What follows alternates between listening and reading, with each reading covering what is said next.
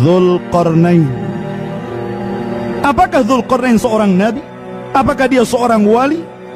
Maka pendapat yang masyhur dari kalangan ulama tafsir, dia adalah raja yang sangat saleh, yang menghabiskan seluruh kekayaannya, seluruh tenaganya, seluruh waktunya untuk berdakwah kepada Allah Azza wa Jalla.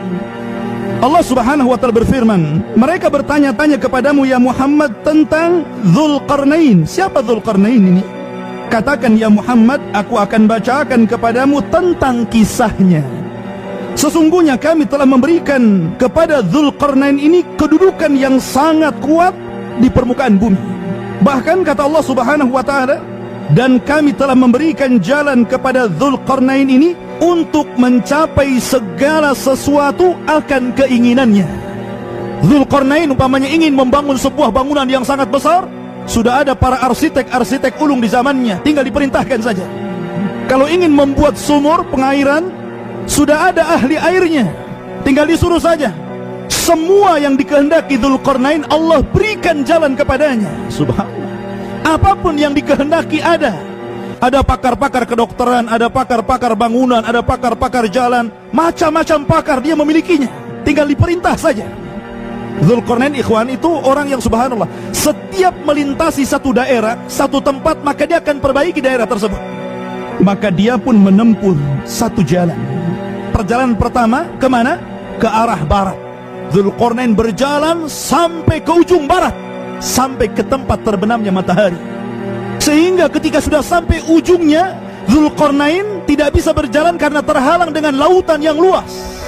Makanya Allah Subhanahu wa ta'ala kemudian mengatakan, hingga ketika dia telah sampai di tempat matahari terbenam, dia melihat matahari terbenam di dalam lautan yang berlumpur hitam. Karena kalau antum ikhwan duduk di lautan, kemudian matahari terbenam, seolah-olah matahari itu masuk ke lautan. Awalnya putih, kemudian menguning, sampai memerah, sampai masuk ke lautan, seolah-olah seperti itu matahari. Sampai akhirnya dia mendapati di ujung terbenam matahari sebuah kaum yang mereka kehidupannya menangkap ikan di situ. Ini ujian kepada Dzulqarnain dari Allah Subhanahu wa ta'ala. Allah Subhanahu wa ta'ala melanjutkan kata-katanya, terserah engkau ya Dzulqarnain, engkau akan serang mereka sehingga kau jajah mereka, kau ambil hartanya, terserah. Atau kau membuat pilihan lain, kau maafkan mereka, kau berbuat baik kepada mereka, terserah. Ini ujian ikhwan.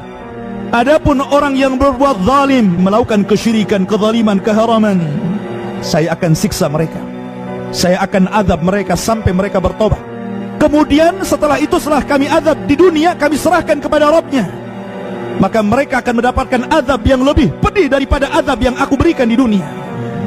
Adapun kata Dzulqarnain, barang siapa yang beriman kepada Allah, mentauhidkan Allah dan beramal saleh, maka orang tersebut akan mendapatkan balasan yang baik dari Dzulqarnain. Dan kami katakan kepadanya, dari perkara kami sesuatu yang memudahkan bagi mereka. Ma'asyiral muslimin, ini perjalanan pertama. Kemudian Dzulqarnain pun mengikuti jalan lain. Sekarang arahnya berbeda, ke arah timur, ke arah terbitnya matahari. Sehingga ketika Dzulqarnain terus berjalan, memperbaiki satu daerah ke daerah berikutnya, memperbaiki kota ke kota berikutnya, sampai kepada ujung matahari terbit, maka diperlihatkan kepada Dzulqarnain sebuah kaum yang kami tidak jadikan kepada mereka, antara mereka dengan matahari tidak ada pelindung. Artinya mereka kaum yang gak punya rumah, mereka tidak tahu cara buat rumah. Ada yang mengatakan bahwa mereka tidak berpakaian, sebagaimana kalau antum melihat orang pedalaman, ya kan? Maka Dzulqarnain pun kemudian membangun tempat tadi, memerintahkan para muhandisun, para insinyurnya untuk membuatkan rumah kepada mereka, mengajarkan cara berpakaian, sampai akhirnya tempat tersebut menjadi tempat yang makmur dengan kedatangan Dzulqarnain. Kemudian dia menempuh sebuah jalan lain. Ini sudah dua jalan ya. Dia sudah berjalan ke arah terbenam matahari, kemudian berjalan ke arah terbitnya matahari. Sekarang mereka berjalan menuju utara sampai ujung, hingga ketika dia sampai di antara dua gunung yang sangat besar, didapatinya di belakang kedua gunung tersebut ada sebuah kaum yang hampir tidak bisa dipahami bahasanya, nggak bisa dipahami. Sampai Imam Ibnu Katsir rahimahullahu ta'ala menjelaskan sampai Dzulqarnain membutuhkan 10 penerjemah. Ternyata keinginan mereka apa? Wahai raja yang adil Dzulqarnain, sesungguhnya Ya'juj dan Ma'juj adalah makhluk yang merusak bumi. Maka bolehkah kami membayarmu, memberikan imbalan agar engkau membuatkan dinding penghalang antara kami dan mereka? Jadi kaum ini, Ya'juj dan Ma'juj itu keturunan Yafis ibn Nuh. Mereka adalah jahat semuanya, di mana jumlah mereka sangat banyak. Perbandingan mereka dengan kita, 999 dari mereka, 1 dari antum. Antum bisa bayangkan, banyak sekali. Sampai ketika mereka diazab oleh Allah dengan ulat yang masuk ke hidungnya, kemudian mewafatkan seluruhnya dalam sekali wafatan. Jadi satu mati semua mati gitu kan. Sampai tiap jengkal di bumi ada bangkainya. Jadi Ya'juj dan Ma'juj suka mengganggu kaum tadi. Dan ingat, Ya'juj dan Ma'juj ini, ahli tafsir banyak yang mengatakan yang dimaksud merusak bumi itu maksudnya mereka suka membunuh. Bukan hanya membunuh, tapi juga memakan bangkai orang yang dibunuhnya. Kanibal. Bahkan tidak ada tempat yang hijau kecuali akan kering, tidak ada air kecuali akan kering.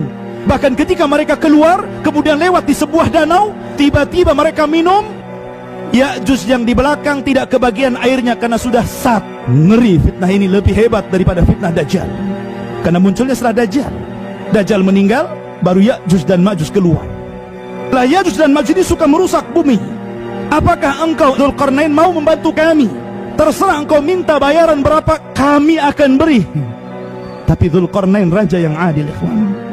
Dia hanya mengatakan semua balasan Allah yang balas.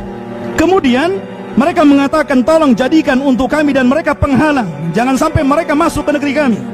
Kata Dzulqarnain, apa yang telah dianugerahkan Tuhan kepadaku itu lebih baik daripada imbalan yang kamu akan berikan kepadaku. Dzulqarnain tidak minta imbalan sama sekali, karena dia bersyukur akan nikmat Allah subhanahu wa ta'ala. Akan tapi kata Dzulqarnain, cukup kalian membantu aku dengan kekuatan kalian, agar aku dapat membuatkan dinding penghalang antara kamu dan mereka. Aku ingin tenaga saja. Berikan kepadaku potongan-potongan besi. Apa maksudnya, ikhwan? Ikhwan, besi tentu lebih kuat daripada campuran semen, batu, ataupun cor-coran bahasa kita. Tentu besi itu lebih kuat. Makanya ini hibrah pengetahuan Dzulqarnain. Dia akan membuat benteng yang sangat kokoh. Dia tidak pakai pasir, tidak pakai batu, dia ingin besi. Berilah kepadaku potongan-potongan besi. Hingga ketika potongan besi itu telah terpasang sama rata dengan puncak gunung, dia Dzulqarnain berkata, tumpahkanlah api. Ketika besi itu sudah menjadi merah seperti api, dia pun berkata, berilah kepadaku tembaga-tembaga yang mendidih, agar kutuangkan ke atas besi tersebut, sehingga akan melekat satu dengan yang lainnya. Ini dicucurkan tembaga yang sudah mencair, kemudian dituangkan sehingga besi satu dengan yang lainnya merapat, kuat, kokoh, tidak bisa ditembus oleh siapapun, hatta oleh Ya'juj yang sangat kuat. Karena Ya'juj itu kuat, kenapa? Karena Rasul yang mengatakan tidak bisa memerangi mereka dan tidak bisa diperangi, tidak bisa dibunuh. Sehingga Isa terpaksa dengan pasukannya sembunyi di balik bukit Tur. Kenapa? Karena nggak sanggup melawan mereka. Karena Allah yang mengatakan mereka tidak bisa diperangi, tidak bisa dibunuh. Macam mana cara memeranginya? Sehingga mereka hanya bisa sembunyi saja. Sebab kalau mereka tampak, mereka akan dibunuh, dimakan. Akhirnya kemudian, maka mereka Ya'juj dan Ma'juj tidak dapat mendakinya dan tidak pula melobanginya. Karena setiap hari Ya'juj dan Ma'juj, ikhwan, dia berusaha melubangi supaya bisa keluar, itu setiap hari. Ketika terbit matahari mereka keluar, mereka buat gua supaya bisa keluar. Ketika sudah terbenam, mereka kembali ke tempatnya, besoknya tutup lagi. Kenapa mereka seperti ini? Karena kepala mereka, arsitek pembuat guanya ini, selalu mengatakan besok kita kerja lagi tanpa mengucapkan insya Allah. Sekali lagi, insya Allah ini penting. Jangan antum katakan membuat janji kepada seseorang kemudian antum tidak mengatakan insya Allah, walaupun antum sudah pasti besok datang. Karena kalau Allah menghendaki antum tidak bisa datang, tidak akan datang. Katakan insya Allah. Makanya ketika yang terakhir di akhir zaman, pemimpin arsitek gua ini dari kalangan Ya'juj dan mengatakan, besok kita kerja insya Allah.